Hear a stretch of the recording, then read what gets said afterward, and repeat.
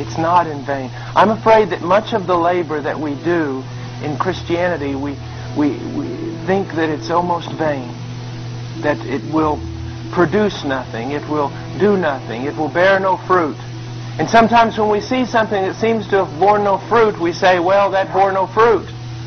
But how can we judge on this side of the line, on this side of heaven's gate? How can we judge what bears fruit and what does not bear fruit? I think we'll be surprised. I think our world will go topsy-turvy on the great day of judgment when we maybe find out that all the things we thought did not bear fruit bore fruit, and all the things we thought were fruitful were fruitless. Now say that 3 times. We should be optimistic about every work of God, because God begins nothing that He doesn't finish. In His economy, He does not waste time. I was talking to a girl yesterday, or 2 days ago, from Kirksville, Brother Leiter's daughter.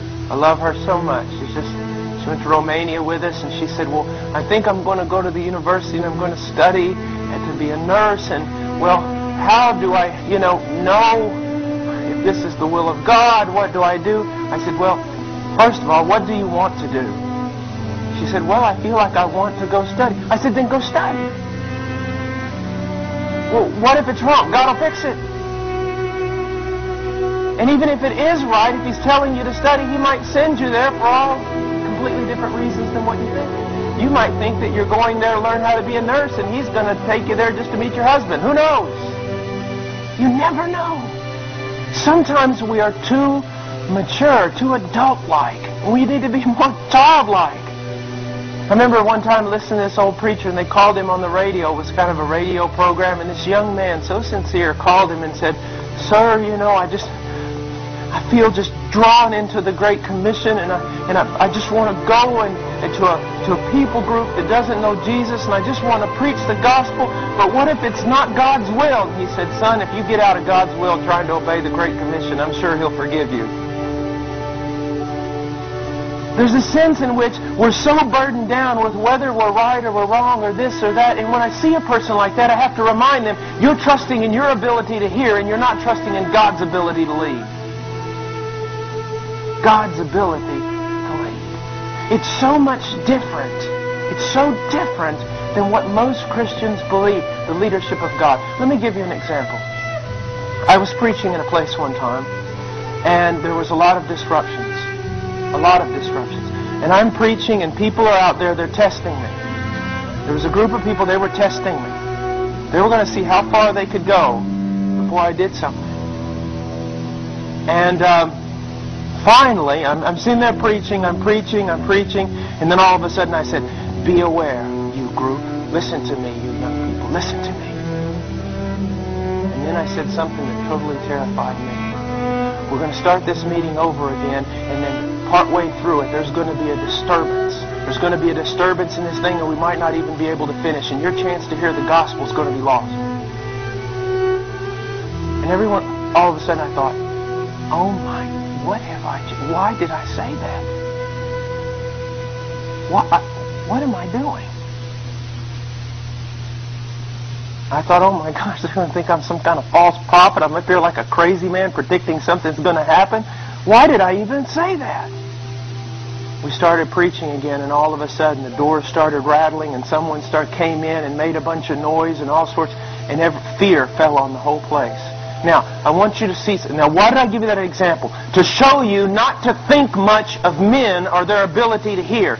Most people, when they saw all that happen, thought, Paul Washer is so spiritual, he heard from God, and he made a proclamation. It was so clear from God what he heard that he told us, and it came true.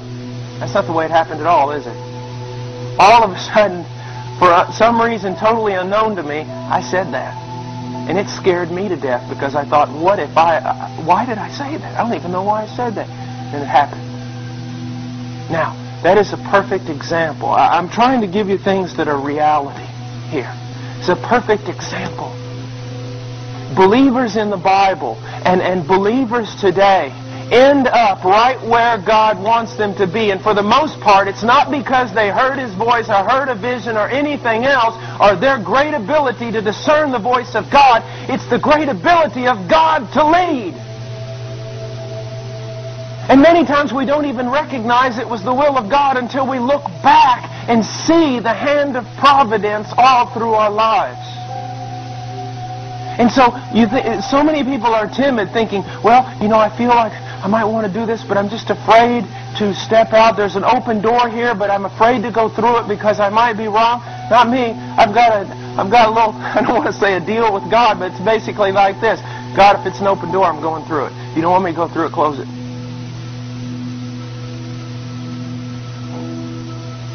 And when I'm trying to go through what I think is an open door and it closes smack in my face, and carnal Christians look at me like, well, guess if you didn't hear from God, it doesn't bother me in the least. There's all kinds of little white ivory theologians out there who are always critical about other people trying to follow God. They don't bother me in the least. They never do anything and they never amount to much.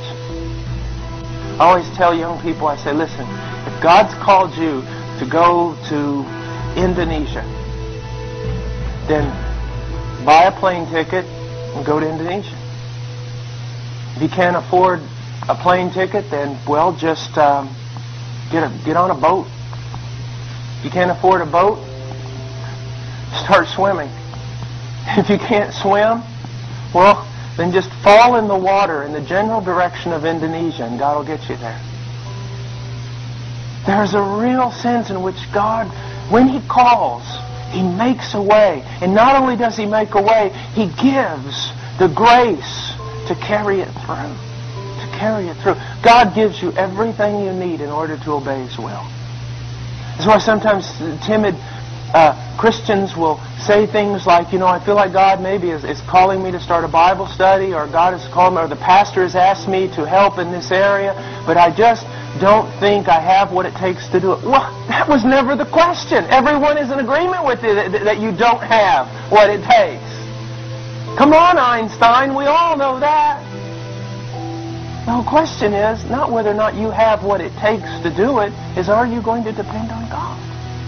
Like I was saying yesterday in the youth meeting, I was so excited. I saw something that just so encouraged me. There wasn't a piano player or anything, and Brother Bob asked the girls, he goes, you think you could play that song? Most teenagers I know would slump down and say, no, I can't, and giggle and be embarrassed because they're afraid they're going to fail, and no, I don't feel comfortable. This girl said, well, I'll give it a shot. I mean, I can play maybe with one hand. Any other response is pride. Pride. Because fear of failure is many times just wrapped up in your pride, your fear of losing your reputation. Sure, I'll give it a shot. What if you fail? Been there, done that, got the t-shirt. I don't care.